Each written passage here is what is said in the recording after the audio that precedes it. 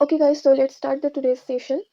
सो आज की हमारी रेमेडी बहुत स्पेशल है, which is aconitum napellus. Special इसलिए क्योंकि हम इसे फर्स्ट ईयर से पढ़ते आ रहे हैं, समझते आ रहे हैं। इसका कॉमन नेम है monkshood and its family is रैंडनक्यूलेसी।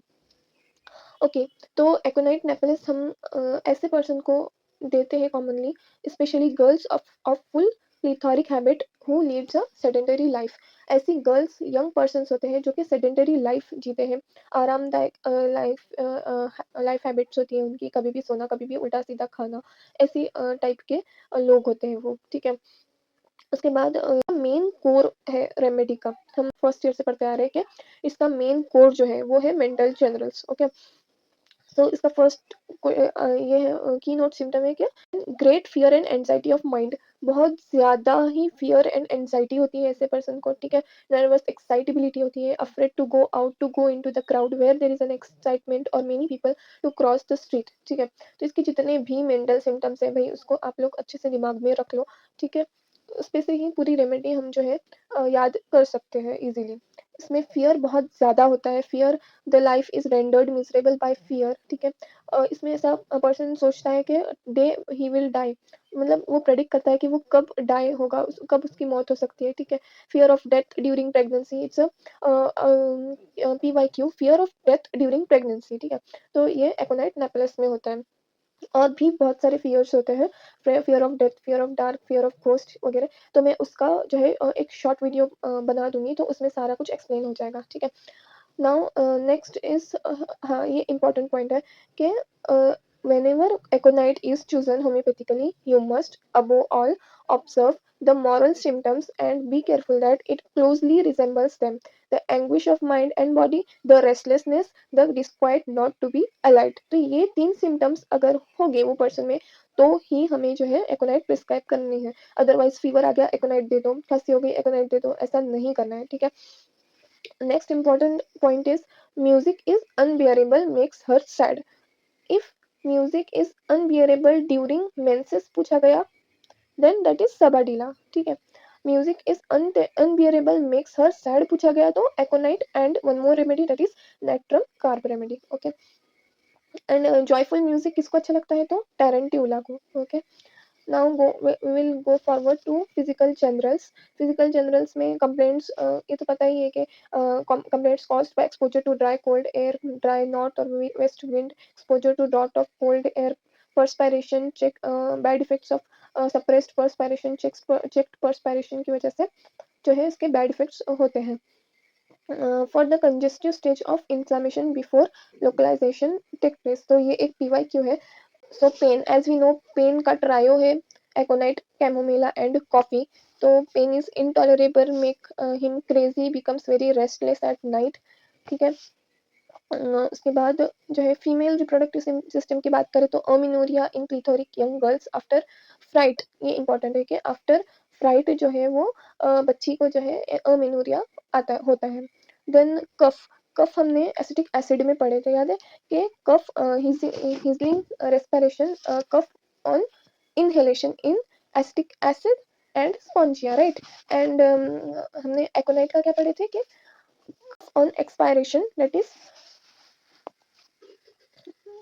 एकोनाइट and causticum, ठीक है। And on inhalation it is acetic acid and spongia, तो वही यहाँ पे मेंशन किया है, तो डोंट फॉरगेट इट, ओके। कल का आज रिवाइज हो गया। Next is, on rising from a recumbent position, the red face becomes deathly pale। ऐसा कॉमन, ये बहुत ही पिक्यूलर सिम्टम है। तो ऐसा कहीं पे भी नहीं होता है कि भाई बंदा सोया हुआ है और जब वो अपनी पोजीशन से उठ रहा है तो उसका जो रेड फेस था वो डेथली पेल हो रहा है, तो ये बस एकोनाइट के पेशेंट पे ही होता है। So that is very important, okay. Then convergence, twitching of single muscles, skin hot and dry, high fever, okay. Twitching of single muscle is important, ठीक है। तो इसमें जो है जर्किंग है, ट्विचिंग ऑफ सिंगल मसल है, child gnaws its fist, rest and screams, skin is hot and dry, high fever, conversion में होता है, ठीक है। तो तब एकोनाइट हम प्रिस्क्राइब कर सकते हैं। फीवर, फीवर में अगर हम देखेंगे तो इसमें फीवर होता है, ड्राई होता है एंड हॉट होता है, जिसमें फेस रेड और pale and red alternately, burning thirst for large quantity of cold water, ये जो है हम लोग पहले से ही पढ़ते आ रहे हैं कि large quantity of cold water aconite and small quantity at large intervals that is arsenic, ठीक है। So now move towards the aconite. तो फीवर में इंटेंस नर्वस रेस्टलेसनेस होती है, टॉसिंग अबाउट इन एगोनी। जो पर पेशेंट होता है वो बहुत ज़्यादा रेस्टलेस होता है, वो एक जगह नहीं बैठ सकता, इधर से उधर वो मूव करता है from one position to the another.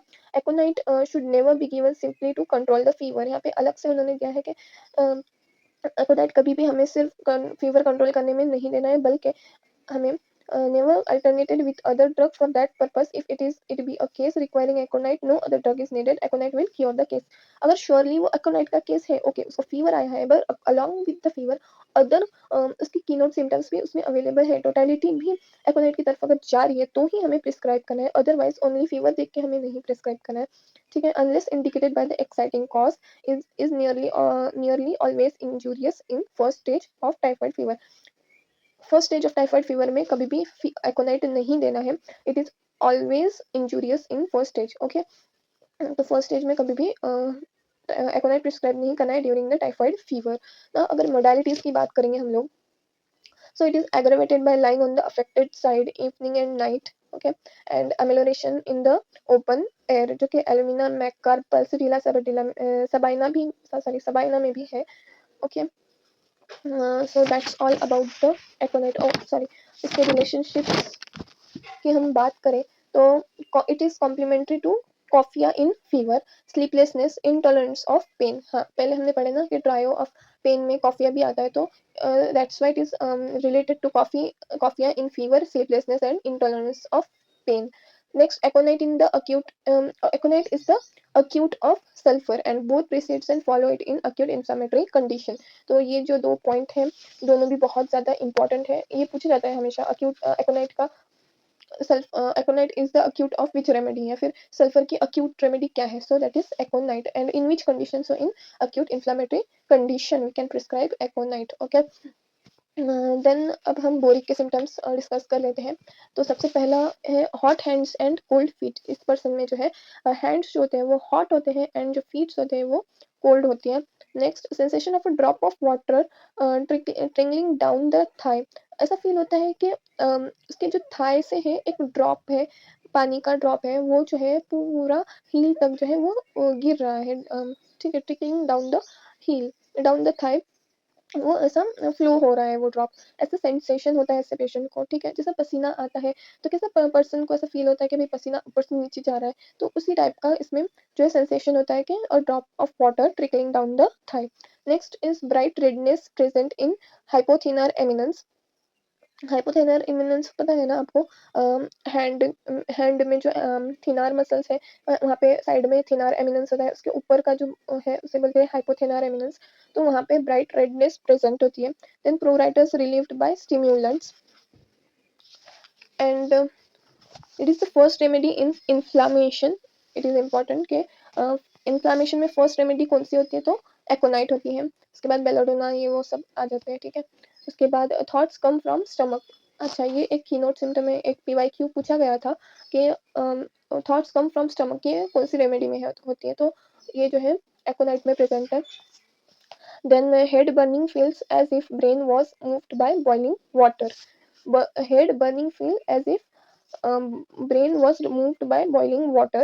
Next, a drop of water like sensation in the left ear and taste all things bitter except water. सारी चीजें जो है bitter taste का होती है except water, इसलिए ठीक है। तो so that's all about the aconite remedy. If anybody have any question you can ask, okay, thank you.